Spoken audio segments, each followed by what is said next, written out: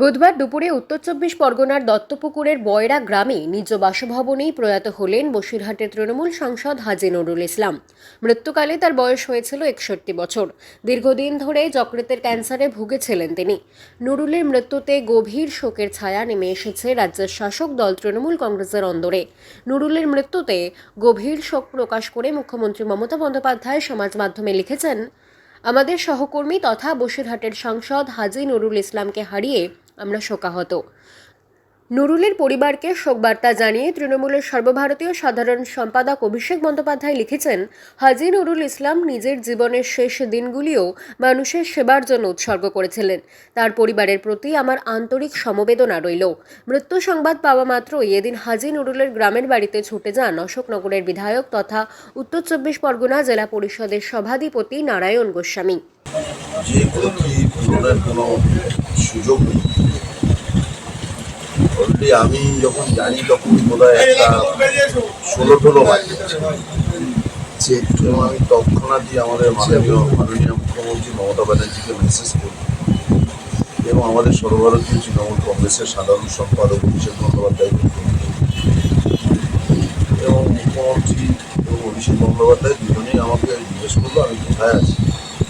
ওই অনেকবার একটু ছিলাম, বলে এখনই তুমি পরিবারের পাশে গিয়ে দাঁড়াও।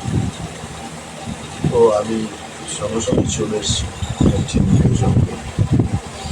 যথারীতি আমাদের দলের আরও যারা মন্ত্রী আছেন, সাংসদ আছেন, তারাও বিকেলবেলা অনেকে আসবেন বলে তারা সবে সবে শুনবেন, এক একজন এক এক জায়গায় বেরিয়ে গেছে।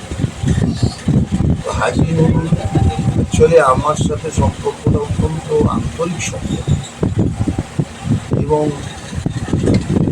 মানে বন্ধু বিশেষ।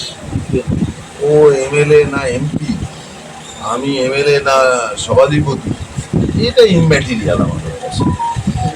ছোটবেলার বন্ধু এবং ওর সাথে আমার পরিচয় 1996 সাল। ও তখন বারাসাতের যুব কংগ্রেসের সংসদীয় যুবর দায়িত্ব ছিল, পরবর্তীকালে তৃণমূল কংগ্রেস। ও বারাসাতের সংসদীয় জেলার সভাপতি, আমি বসিরহাটের সংসদীয় জেলার যুব সভাপতি।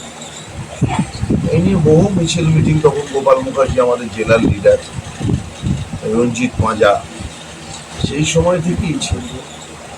এবং সেই সময় এই তল্লাটে এই চটুজাগুড়িয়া, কদম্বগাছি, এই বয়রা গ্রাম, এটা সিপিএমের তখন দুর্ভেদ্য ঘাঁটি ছিল। মানে মারপিট হতো না এমন কোনো দিন নেই, সিপিএমের সেই সন্ত্রাস। এবং সেখানে হাজী নুরুল ব্যক্তিগতভাবে ও আক্রান্ত, ও সিপিএমের হারমাদদের ভোজালির কোপ, হেসর কোপ ও পর্যন্ত করেছে। আমি এগুলো সব কিছুই ওর মুখ থেকে আমার শুনি।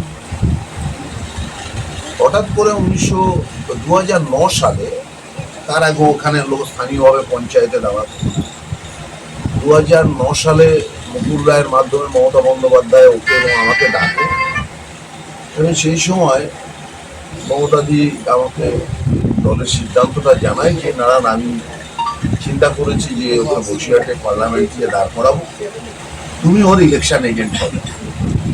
ও তো বসিরহাটটা অত ভালো চেনে না, নতুন। সেই থেকেই আর একটু নতুন উদ্দীপনা নিয়ে আমরা দুজনে বসিরহাটটাকে আমরা সাজিয়েছি। এবং ও খুব মেরাম মানে মিশুকে মানুষ। ওর বাড়িতে ঈদের দিন নেমন্তন্ন করায়, খাবার খেতে হবে, এ করতে হবে, তা করতে হবে, এইরকম। ও এমপি হওয়ার পরে আমি আমার ফ্যামিলি নিয়ে ওর যে ফ্ল্যাট, এমপি ভবন, যে আবাসন পায় গভর্নমেন্টের, সেখানেও আমি আমার বউ বাচ্চা সহ ওখানে থাকতাম। মানে সম্পর্কটা একেবারে পারিবারিক। সেই জায়গায় মনকে ফুল দেওয়ার ভাষা। পরবর্তীকালে ও হারোয়ার বিধায়কও হলো, আবার বসিরহাটের পুনরায় সাংসদ। ওর ছেলে বা ভাবি, ছেলেরা যারা আছে তাদের সামনে দাঁড়ানো আমাদের আশায়। যদিও জানি যে লোকসভা নির্বাচনের সময় থেকে সে খানিকটা অসুস্থ ছিল। পরবর্তীকালে সিচুয়েশন দিন দিন আরও ডিটেরিয়েট করে। দল সবসময় ওর পাশে ছিল, নেত্রী এবং আমাদের লিডার অভিষেক বন্দ্যোপাধ্যায় সবসময় খোঁজ খবর নিত। স্থানীয় পর্যায়ে বিশেষত ওর বন্ধু ছিল নুরুল হক, বিশেষ বন্ধু। তারপরে সবাই আছে এখানে, আশাদ আছে সবসময়, ডাক্তার হানিওয়ারা বাবলুরা সবসময় খবর নিত। ছেলেরাও, রবি তো খুবই ভালো ছেলে, আমার সাথে সবসময় যোগাযোগ করে। অপূরণীয় ক্ষতি হলো। দলের পক্ষ থেকে আমাদের দায়িত্ব যে ও নেই, ওর পরিবার যাতে ভালো থাকে, সুস্থ থাকে, প্রয়োজনে তাদের পাশে থাকা। এবং হাজি নুরুল যে টাইপের মানুষ ছিল, সবার সাথে মিশত। এবং ও একদম নিম্ন মধ্যবিত্ত পরিবারের ছিল। এবং বসিরহাটও আপনারা জানেন, বসিরহাট হচ্ছে নদীমাতৃক, সুন্দরবন বিস্তীর্ণ, বাদা অঞ্চল, গরিব মানুষ, অনেক বিধানসভায় সংখ্যালঘু সম্প্রদায়ের মানুষের বসবাস যথেষ্ট। তাদের সঙ্গে একদম সবার সাথে মিলে মিশে আমি ছোটোবেলা থেকে দেখেছি উনি রাজনীতির সঙ্গে যুক্ত আছে এবং দীর্ঘদিন তো আপনারা জানেন যে উনি মমতা বন্দ্যোপাধ্যায়ের সাথে ছিলেন এবং মানুষের সাথে ছিলেন রাজনীতির সঙ্গে। শেষ কাজ কখন হবে বা কি সেগুলো কিছু আমরা একটা সিদ্ধান্ত নিয়েছি, অনেক মানুষের সমাগম হবে, সেই হিসেবে আমরা কালকে 1:30টায় অর্থাৎ জোহরের নামাজ বাদ আমরা সিদ্ধান্ত নিয়েছি ওনার। হ্যাঁ, আমার কাছে একটা নেতৃত্বের অনেকেই যোগাযোগ করেছেন এবং আমাদের বার্তাভূমিক উনি আমার সঙ্গে যোগাযোগ করেছেন, ফ্যামিলির সঙ্গে যোগাযোগ করেছেন। নারায়ণ গোস্বামী আপনারা দেখেছেন, উনি এসেছিলেন এবং প্রচুর নেতৃত্ব। হ্যাঁ, সকালবেলা ববি হাকিম উনি ফোন করেছিলেন এবং আগের দিনে খোঁজও নিয়েছিলেন। সবাই যোগাযোগ করেছেন এবং খোঁজ নিয়েছেন এবং আসার জন্য তারা করেছেন। কালকে অনেকেই ওনারা আসবেন, আজকে আসতেন, আমরা যেহেতু কালকে এটা করছি ওনারা একটু সমস্যা ছিল। আমরা কয়েকবার ভর্তি করেছিলাম বেসরকারি, এতে বলা হয়েছিল যে নিউমোনিয়া টাইপের আছে, চেস্টে পেন এই ধরনের কিছু হতো, জানলাম না। তারপরে পরে জানতে পারলাম যে ওনার ক্যান্সার মধ্যে হয়েছে। আমরা সেই হিসেবে আলোচনা করি এবং কেমো স্টার্ট করা হয়।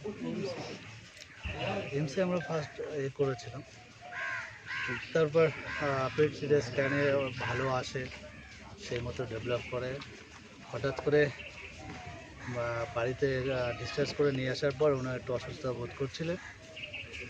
তাড়াতাড়ি করে আমরা সঙ্গে সঙ্গে যোগাযোগ করে হাসপাতালের সঙ্গে নিয়ে যাওয়ার কথা বলা হয়, তার মধ্যেই দেখি এরকম ধরনের একটা কিছু। আজকে সকালে আবার স্পেশাল অসুস্থতা, আজকে সকালে আবার নতুন করে হ্যাঁ, আজকে সকালে উনি হঠাৎ করে, এবং কালকে পর্যন্ত উনি সবই ভালো ছিলেন, সবই চেক আপ ঠিক ছিল, এবং হঠাৎ করে মানে অসুস্থতা হয়, তারপরে এরকম ঘটনা ঘটে 1টা নাগাদ থেকে। ক্যান্সার কোথায় হয়েছিল? ওটা রাম। যে আপনার আমার রাজনৈতিক জীবনে শুরুটা কীভাবে হয়েছিল? শুরুটা রাজনীতি জীবনে আমার থেকে যারা সিনিয়র আছেন আমাদের এখানে বাংলা খবর, আপনার রাজনীতি, আপনার আওয়াজ।